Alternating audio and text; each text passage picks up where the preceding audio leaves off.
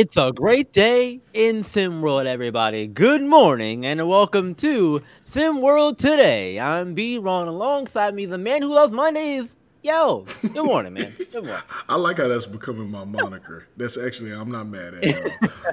Not mad at it at all. I do love Mondays. Good morning, good sir. Good morning, man. Let's jump right into it because we got a lot of things to talk about. We had a big weekend around SimWorld Hoops here, SimWorld Prep, and man, let's get started. So, Jason Crosser alongside Jafet Towns. I have been on the record saying that I'm worried that Jafet Towns is going to be this season's late Thursday outlaw in terms of him being the guy who has to do it all for Rain Traders to be successful this season. But they have some other players on their team who could provide some help. One of them being Jason Crosser. He hasn't really done much of what I think a lot of people have expected of him in his first couple seasons here in SimWorld Prep. But how will his performance this season impact Jafet Towns and his case for Player of the Year? Um, yeah, I think for me personally, if Crosser can help take some of the defensive pressure off of Towns, and that's going to allow Towns to have more room to maneuver on the offensive side of things, which will in turn increase his production on offense, and hopefully the team will play well enough to where he could be considered in that Player of the Year discussion. Because some people feel like if you are the best player playing on the best team, that's going to get you over the top for that Player of the Year award. Versus if you're the best player on a not so great team, and you're middle of the pack record wise. No. What are your thoughts on everything? Look, I mean, as it should be. If you're the best player on the best team, then yeah, you're that guy. That's how that goes. That's a standard right there. But as far as Jason Crosser, so let's talk about him. He's let a lot of people down. He has not been what people have hoped that he would be. He's a legit 7 feet tall, man. He's a big dude. He's a big kid. Yeah, I think he's listed at like 7'1". He's got a great shooting touch. He's not, what's the word? He's not frail. Sitting at 221. I believe that's an accurate. Right. I think that's an accurate weight. He can drain the three. He has good post footwork. But Jason Crosser's shot at 7'1". What do you think he shot percentage wise last season? You get a couple. Without me looking at it, because that's cheating. Yeah, hurry it up. What you think? Say shot out of a cannon. 40%. Yeah, right around 40%. 42% on the season from your big man is 7'1". So I know we got a segment coming up a little bit later. We're going to talk about the coaching or whatnot. But Jafet Towns, look, there's been so much talk. I don't know what the media's deal is about this, saying if Jafet Towns is a product of Kevon Jackson, now it's Jason Crosser. Like, I don't know who has something against Jafet Towns. Jafet put up 21-2, shot almost 50%, led the team in threes, led the team in assists. Not that he was really just moving that rock like that, but he did everything. Jason Crosser, by de facto, being 7 feet tall, I think is going to help Jafet Towns. But I think who we're not talking about is Jimmy King. There's a kid on their team named Jimmy King out of Berkeley, California, 6'4", who could absolutely attack the rack. Is he going to be what Kevon Johnson was? I don't think so, but he has the same element added to his game. There's also a couple kids. You got Brandon Crawford, and then you got Adam Harper. I'm a big Adam Harper fan. I've seen this kid out of Simi Valley. So if Jason Crosser steps into what we all think he should be or not, yeah, Jafet Towns is gonna go crazy. That's my guess. Jason Crosser on the other end of that, I think he's gonna have a couple guys pushing for his spot. I think we may see a jump from Travion Sherwood this season. I already mentioned Brandon Crawford, who is fundamentally sound. There's also the kid out of Alaska, Tommy White. So I think they're all gonna be pushing on Jason Crosser's minutes. So he'll have to step it up, and I think he will. But don't look for him to be a 20-point scorer or anything like that, because I think the proof's in the pudding. Last season, it's 7'1", 220 pounds, in SimWorld Prep at the high school age level. He's that size, and he shot 42% from the field. He is what he is, man. He's going to be a great stretch shooter for somebody in the future, but right now, This is Jafet Towns' team, and it doesn't matter if Jafet Towns has Jason Crosser, Jason Bourne, Jason Momoa. It doesn't matter who's on the team. He's going to go get his buckets. I don't think that matters. I think he's going to lead them to various success. All right. Well, look, we'll see how it all goes. Speaking of returns, over the weekend we saw the biggest return in SimWorld Prep. Barkley James has returned to the league. The league decided to reinstate him after all things that went down last season, over the off season, that kind of thing. But he's back, and to make things even better, to throw another wrench in the thing, he was put onto the Heartland Zombie Stars after Plachi Young had an injury. He was gonna miss the season, so replacing Plachi, entering Barkley James, the sharpshooter for Heartland.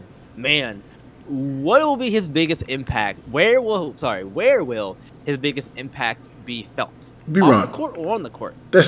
We know. Wait. No. Go ahead. We have to talk about it. You know, Barkley, in an interview with Big Bob had a lot of things to say. And he seems like he's in a much better spot now mentally than he was when he was first here and he left and all that. So like, I am glad to hear all of that. Absolutely. But we cannot, unfortunately, ignore the past until there's a new past, if that makes sense. Hey. We have to talk about things that happened previously until things get proven otherwise. So as much as some people may want to move on from it, Barkley himself included, we're not able to do that just yet until things go in a different direction. So that's why the question is what it is. I'm there with you, man. I'm there with you. You know, I get a little frustrated because I want to give the kid a chance. We want to see he's such a talented. I do too. He's such a talented player. But you make such a valid point. Like I remember. Look, my mom forever remembers me as the kid that didn't cut the grass when she asked me to do it, and I'm older now. I'm not 17. To this day, I still am disrespectful and will not cut her grass to her. Right? That has never left her mind until I changed that narrative. Right? So that's how you're right. You're absolutely right, B-Ron. Whatever the narrative is, it has to change. You can't just ask people, hey, everybody, forget about it. There's a lot of celebrities hoping to get their careers back that haven't gotten them back. And they've asked the media, hey, you just forget about what I did. Doesn't work that way. I'm not in full agreement with it. You know, I'm not gonna get all into that. Someday I would love to get into those kind of topics. But yes, Barkley, you know, man to man, you did some stuff last season. You said some things, and it wasn't like they were small things like, hey, I don't like this guy. I mean, they were outrageous. They were strong statements to make in any forum. The language, the outburst, the quickness and the brevity and how quickly you went from 0, not to 100, but to like 1 million. That happened. So yes, it's ingrained in people's minds. For them, for you at that time, maybe it was minor. At this time, you've matured. You wish that people could move on for it. For other people that saw it, experienced it, and may have been the recipient of it, it's going to hold weight for a while because for them it was outrageous. Now, what can you do on the other side of that? Maybe lay low. Maybe lay low a little bit. I don't think you have to tell the world how you change. I think you just show them how you change. You lay low, you be a little quiet, and you know what you do on that court. You let your game do the talking. You say, hey, I'm here to play the game of basketball. I'm here to win the right way, and I don't have a whole lot to say, good, bad, or indifferent, until you change that narrative. Then maybe you can come back out here and say the things you have to say if there's any issues or disputes with players or coaches or whatnot. But all that aside, I'm looking forward to seeing you, sir. And this is me speaking directly to you. I'm looking forward to seeing you because I think you're an excellent shooter. Look, we talked about Trey Turner. We talked about some other guys that put the ball in the hole. More pop quizzes to come. If y'all ever heard of the name Ireland Early, I'm sure half of SimWorld Prep has no clue who that is. Whew! Burner he had. But I think Barkley James is right there, and I would enjoy nothing more than to talk about him, his game on the court, along with him and his brother, their games on the court, as opposed to any exploits that's going to happen. Because I'll say this, for all the flack we used to give Benari James, you remember when he first came in, it was a firestorm. And this is Barkley's brother. They clearly have the I got something to say gene, and that's cool, right? Do your thing.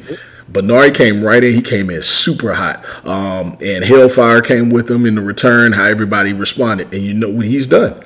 He's kind of laid low. We still here for him. He still says what he needs to say, but his approach is totally different. And at this point, he's known for his game more than he's known for his name and anything he has to say. And the scouts are looking.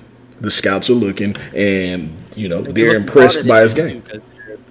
Say it again, B-Roy? And everybody, and the scouts are looking harder this season too, because this is both of their 17 and 17-year-old seasons here at SimWorld Prep, which means moving on to SimWorld U next season. So the scouts are looking even more now. Yeah. Than they were last. And I'm again, I was just trying to make the point that those scouts are not talking about his off-court antics. They're not so concerned. They're impressed by his game at this point because his on-court ability is not being overshadowed by what could go wrong. Right, exactly. And just to wrap this part up here, I'm going to speak directly to you, Barkley, as well. You know, again, I am rooting for you as well. So if anybody tries to say that the media isn't on your side, you know, some people maybe not, but that's okay. And some people are on your side, but it doesn't matter what any of us say or think. You know, you have to go out there and you have to play your game and give people a reason to put those kinds of viewpoints that they may have had about you or still hold about you to rest. Yeah. Can you do it? I believe so, but time will tell. Well, look, you got Jaquan Johnson. He's been known to say some things. We know he's got some troubles here. Where he may or may not be out for a bit. We've already spoken about Benari. And then you got Coach Lovelace, who, you know, he had his tiff in the past. But what was Barkley James's main concern last season? Which we come to find out that it was relatively valid. His concern was that the coaching wasn't really present and engaged. So he put it out there in a way that maybe the timing. Say it again? He's in a different spot this season because Coach Lovelace is one of the more active vocal coaches in SimWorld Prep, so I think that won't be an issue this season. Exactly. My personal opinion. And that's where I was going with it. And then on the other side, I think here's a little thing that no one's really thought about is there's another group of brothers on this team. It's a trio of brothers, and they've laid low. Yep. So I wonder how that dynamic, who will rub off on who. And I'm thinking that the Hilario brothers, who have been super low key, they've got it done. They put it on the court, and they keep it quiet. Otherwise, I think that'll be a good dynamic for both those groups of brothers to learn from. So that's really exciting stuff to me, man. Yes, absolutely. Everybody can learn from everybody, man. Excited to see where it goes. Exactly. Hey, so yeah, go ahead. No, yeah. Hey, man, keep it fluid. Keep it fluid. Raining trades. I was gonna let you go into the next topic, man. Well, I appreciate it, man. It's on Monday. So yeah, raining trades. We've heard that, you know, Finn Hayes was on the move. He went to the Mighty Ducks, to the Oregon Ducks.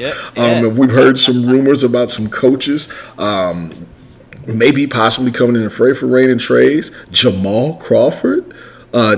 This guy that's been trolling on SimWorld Prep in the feed, Jeff Michaels. Even heard some stuff about Coach Javad Storm making a return. Where do you think they're going here? And I'll reserve my comment because I always got some news, man. Ears to the street. Yeah. So where do I think they're going? I think that they're leaning towards Jamal Crawford. I have no source confirming or denying this. This is just my own personal thoughts. I think they're leaning that direction because getting someone of that caliber to come in and coach a high school level team would be something that would bring. We talk about more eyes, more notoriety to SimWorld Prep. That would be another one of those things where you get a guy like Jamal Crawford in there who has a pedigree in the league, come in and coach at this level. That would be impressive. So I think that for those reasons, they would like to go get him. But my own personal stake, I said it when the news broke over the weekend. I'd like to see Javad Storm heck and coach that team, because that story that we talk about, redemption stories, we've got Barkley back. Now maybe if Javad Storm decides to come back and coach, that will be his direction, his chance at redemption. So for those stories, I like to see that as well. Jeff Michaels, I don't know. I've heard, I like the guy in terms of, you know, what he says and how he gets his viewpoints and thoughts. Do you really? Like that. Do you really? He has some things to say that I'm like, okay, I like this at times. So in some respects, maybe he could be in there, but I don't know much if he has a coaching background. I haven't really kept up with all his lore. I think he does. I think that was one of the things, is that he has a background in coaching. So that a lot of times that's why we've enjoyed, because he speaks from a place of knowledge. But yeah, he has a coaching background from what I hear. All right, well that makes sense. What about your thoughts on this though, Chris? Man, I think everyone's rooting for Jay Crossover, right? He's a Seattle legend. Yes. I know a lot of these kids don't know that he's from Seattle. I thought he's Los Angeles. He's a Clipper. Whatever team you play for is where you're from, apparently. But no, he's from Seattle. He's got a team. He's got a pro-am league there, I believe, as well. So that's a lot on his plate. I don't know how you manage all that, but I think we're rooting for Jay Crossover. Jeff Michaels, that'd be fun. I think it'd be entertaining for the league to have a guy like that runs his mouth, but generally knows what he's talking about. But I mean, he's really combative. I don't know how that would work with kids. Coach Storm.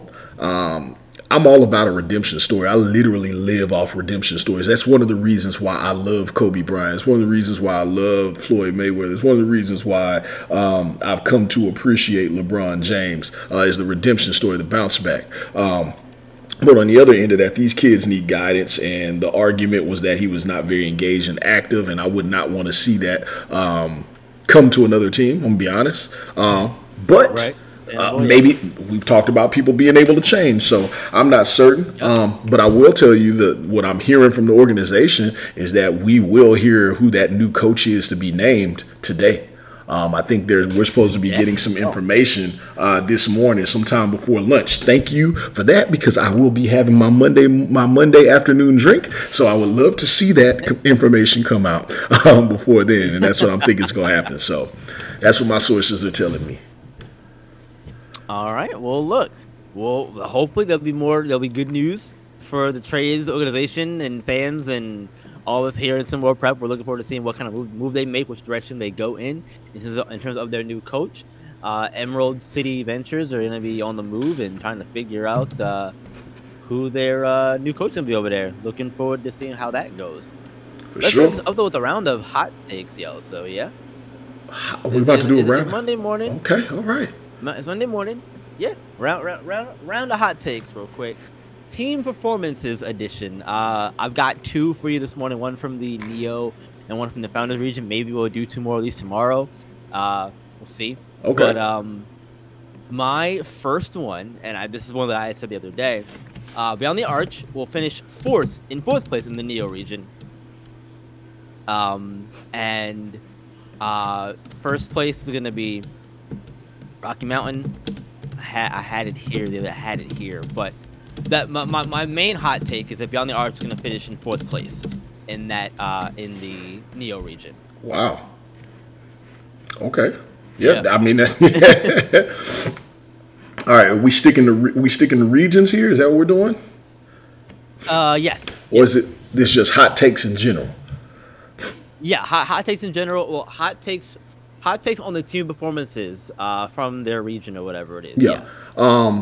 I think that my hot take is that Bad Boys basketball will be in the top 4 in the Founders region. Top 4? Okay. Yeah. And I don't think I need to say why that's a hot take, but in case I need to spell it out, you do have the reigning champions beats of the East. You got Philadelphia, who made quite a jump. You got the Originators, who I think is honestly the favorite to win it all this season. And then Lakeshore Drive, somehow everyone seems to forget about this kid named D'Angelo Jordan. I think he's going to be busting heads this season for people to remember. And Gotham 5 looked a little scary. But what what I've seen in scrimmages, but what I've seen from Bad Boys basketball is a consistent approach, a clear identity, and it's tough. And I think that's going to wear some teams down. That's my hot take in the Founders region. I like it. I like it. One more guy from you who's going to stay in the Founders region for this one. Okay. Speaking of favorites, I have Philadelphia winning the Founders region. Ooh, that's super hot. That's scorching. That's blazing. Yeah. That's hot Cheetos. That's wasabi. Oh my God. I wasn't sure if that was going to be a hot take or not, because we all kind of have this perception of them being one of the top 3 or 4 teams in the region. But I think that I wasn't sure how hot it was going to be because of that. But their defense, I think, is really going to take a big step this coming season. They were good last season, but this season, with the players they have returning and the players they added, I think that Coach Dries has a vision over there, and it starts on the defensive side of the ball. We love that, don't we? They're going to be, we do. I think they're going to be even more of an impact and truly live up to that elite moniker they have. So yeah. Oh, nice play on that too. Yeah, the Philadelphia elite. That's a super hot take, man. Yeah, I don't even know what I'm supposed to say after that. All right. Well, I got my. I don't know if this is a hot take. I don't know at all, but I'm rocking with it. I'm going Intercontinental for a minute. Can I do that? Can I get Macho Man on us? It's the Intercontinental Champion. I'm going SimWorld Oceania will have the best record in Intercontinental in the Intercontinental region. I don't think it's going to be close. Wow. Yeah. Okay. Ooh, yeah. I don't need any further explanation, because I feel like you're gonna lean on Luffy and Beauchamp for that. Beauchamp, as you call him. I love him. I love it. Intercontinental region all day, B-Ron. By the way, shout out to Gunther. We'll have to see how it works though. Yeah, exactly. Ring General. Yes, sir. Anyway, guys, look, me and y'all's getting goofy over here. It's time for us to go. Y'all have a good one. Thank you so much for joining us on SimWorld today. We really appreciate you guys listening this morning. As always, back tomorrow with another show. And until then, remember, SimWorld is the only place where you can see the game, be the game, and we'll see you tomorrow. Peace.